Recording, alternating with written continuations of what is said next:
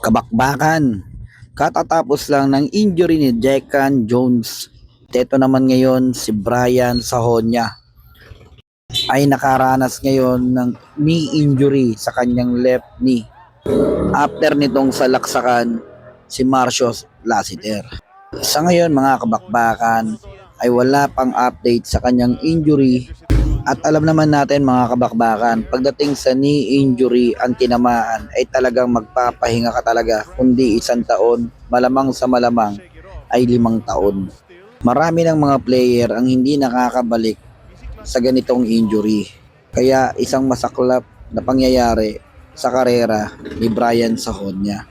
Si Brian Sahonia ay isang rookie pa lamang, rookie ng Titan Ultra. Kaya hopefully mga kabakbakan, sana makabalik si Brian Sahonia at makapaglaro ulit sa PBA. At dahil sa magkasunod na injury ang nangyari sa Inares Antipolo Sports Center, ay nagbabalak ng lumipat ang PBA sa ibang basketball court. Dahil mga kabakbakan, hindi na biro yung ganito, no? 2 beses na may na-injury sa iisang conference at magkasunod pa na laro. Hindi naman natin sinasabi na may pagkukulang ang Inares Antipolo Sports Center dito. Pwede rin namang sa panahon or nagkataon lang mga kabakbakan.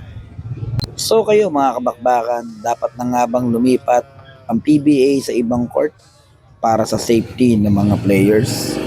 Kung nagustuhan nyo ang ating content, tara pag-usapan natin sa ating comment section.